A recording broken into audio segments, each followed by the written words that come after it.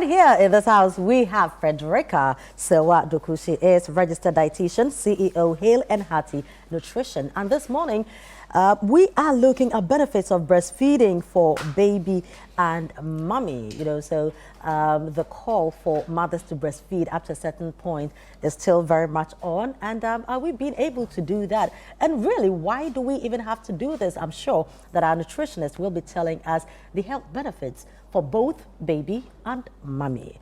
Frederica, you are welcome. Thank you. Good morning. Good morning. And a good morning to my viewers. You're looking so cool this morning. Looks like it's a green day. It's a green day, yeah, yes. Yeah, you got the memo, and you understood the assignment. But breastfeeding, so as mothers, we are advised that for the first 6 months, we do exclusive, right? Are people still doing that today?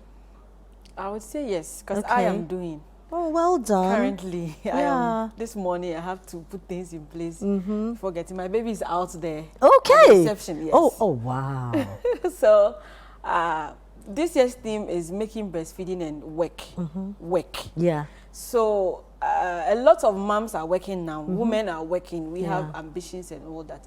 And it doesn't stop us from breastfeeding also. And so, we have to try and find a balance. But our environment, our working environments, does not most of the time allow us to do the exclusive breastfeeding. You meet a lot of moms who come to the consulting room and they are introducing this one or another thing at a point in time because they can't find the space to do it. They are stressed, combined with their work is difficult. And I am very fortunate. My workplace has a nursery and a breastfeeding place, Greater Accra Regional Hospital. You are doing so well, thank you. Yeah, helping moms. And we can breastfeed. And then my co-colleagues, they are all supporting me in the breastfeeding journey. Yes. Okay. But some mothers are not able to do it. But exclusive breastfeeding is essential, no matter what. But then the circumstances differ. Yeah. Every mother has a different circumstances. Yeah. But that does not stop the benefits because breast milk is the optimal nutrition for a baby. But you've mentioned the importance of exclusive breastfeeding. But sometimes some of the babies eat too much, and then it looks like you can't even get enough of breast milk for them. So in that sense, would you advise that you add something else to it? The 100% absolute is exclusive breastfeeding. I have a baby who eats too much. He's a boy and he can eat and drink a lot. So you, the mother, your nutrition has to be optimal. You have to go for nutritious meals, healthy meals like whole grains, nuts, cereals. This is not the time that you are trying. I tell people who come to me, after birth, I want to lose weight. This is not the time for weight loss, my dear. You have to add on extra calories to provide for the baby, especially the first 6 months of the life of the baby. You have to go for healthy meals like nuts and seeds. Drink lots of water and fluids because breast milk is water. Yeah. And so without that, you'll be dehydrated. Yeah. So there's always a way. If you want to do it, you can. Okay. And I have tried. This is my second time. It's not easy, but then you can do it. Because the reason being that the formula feed, we don't encourage it because, one, it's not a natural thing. The factors that breast milk contain, the nutrients, immune support factors, antibodies and all that, the formula is made to mimic what the breast milk is. But it's not giving you exactly that. It's not giving you exactly that. And then also, it's costly. Yeah. So people try to save money, but they still want to use the formula. And so they turn out over diluting the milk. And it has pros and cons. Yes. Because when you dilute it, the baby is not getting the amount of calories or the energy it needs. Some people don't use quality water or healthy, safe water. So baby ends up diarrhea. Yeah. Bottles are not cleaned well. Properly. It comes with a lot of stress. Comes with a lot of stress. Yeah. For me, It's a stress for me. I can't do formula feed because I want what has been cooked already. Okay. God has cooked it. It's sterile. The breast milk is sterile. It is warm. It's everything. Okay. And then we have instances where poor breastfeeding practice has been done, and then we have kids who go into malnutrition. We have some pointers on the screen. These are cases that we manage day to day. But these are so children who are going through exclusive breastfeeding.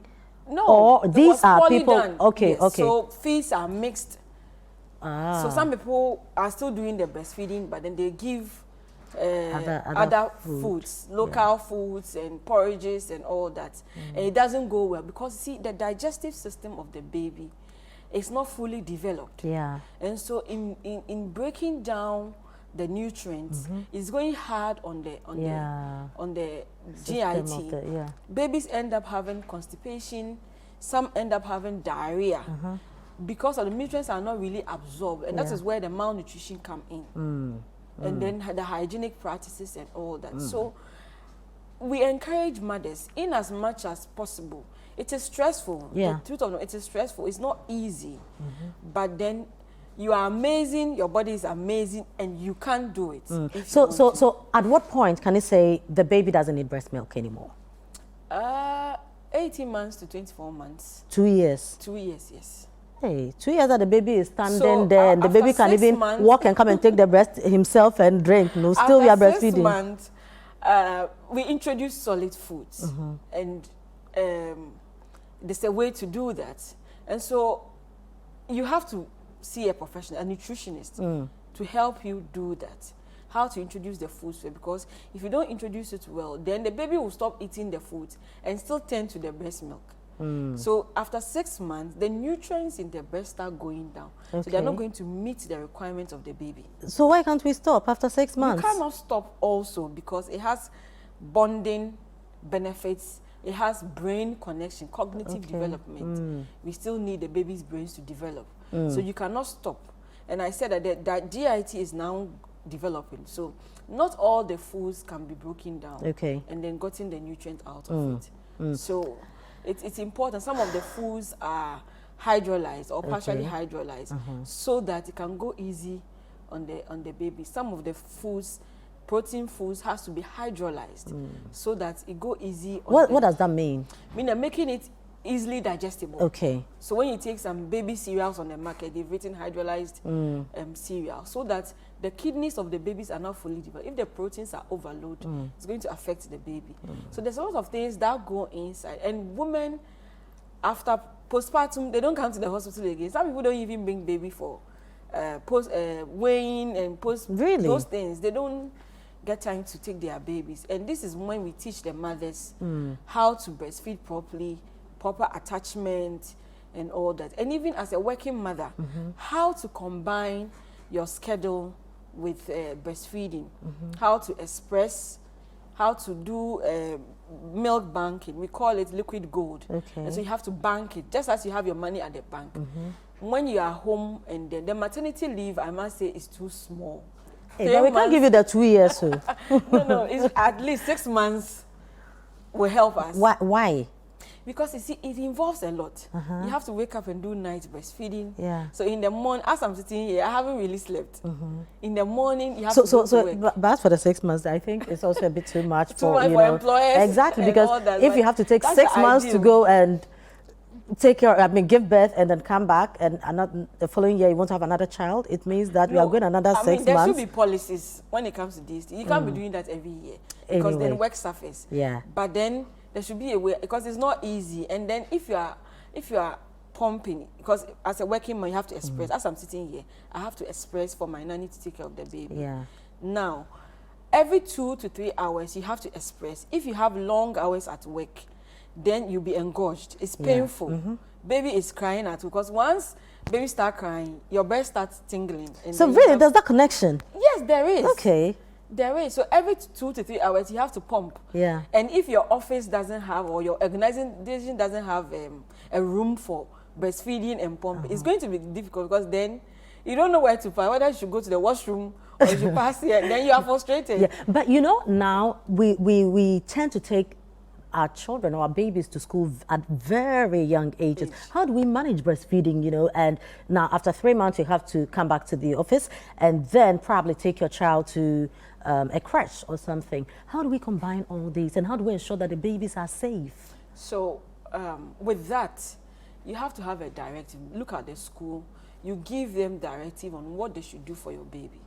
You leave your expressed meal in, you have a lunch box, you leave the express breast milk in the containers and then they feed. Now, it's a cup and spoon because we don't encourage bottle feeding. Okay. It's, people hygienically, it's not safe. People are not able to treat it well. You see people's, so a cup and a spoon, a silicone cup and a spoon will be helpful to the feed. And then they have this silicone bottle with a spoon at the tip. Yes. Where you can squeeze and then so you pack your milk in a day whilst you are home for the 3 months. Yeah. You calculate what your child takes at a time. Yeah. So my baby can take like 100 mils at a go. Okay. So you know that if you are closing at 2 or 3 and a child is feeding every hour, then your milk has to be more, you know, and then all that. So it is planning. When you are home for the maternity leave, you have to plan all these things out so that it can help you when you start working. Because trust me, it can be very stressful. It is stressful. And sometimes, because of work and the stress, you can't also eat well. That is the problem. And the stress alone also will not make the breast milk flow. Yeah. So first of all, you have to take care of yourself, because I tell people, what you don't have, you cannot give. Absolutely. So you take care of yourself first, then you can be able to give the child, because the breast milk, when you are relaxed, it flows. Yeah. And in the night, it flows. You drink more water, you go for whole grains and cereals, nuts, and then healthy fats in your meals. You don't just eat anything when you are breastfeeding. Right. So just wrapping up, just quickly take us through, just run us through the importance once again of breastfeeding. So first of all, it's the best nutrition for babies. It also has immune support functions. Otherwise, your babies will be falling sick. Yeah. It has brain development support factors.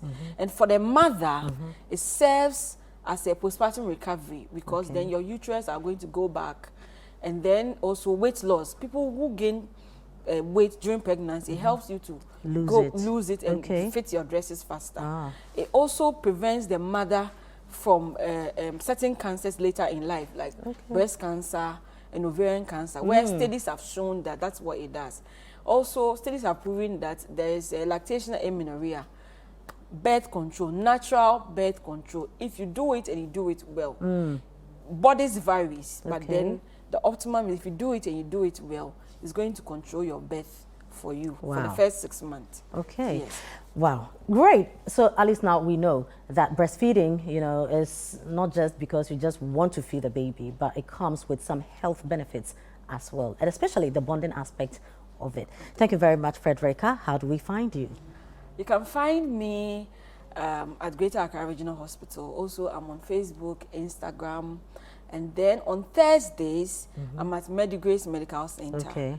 In person, Thursdays, every Thursday. So if you want to see me, you can come to Medigrace Medical Center. It's at Chado, just behind the trade fair. Hey, it's okay. That will bring you will bring you invoice.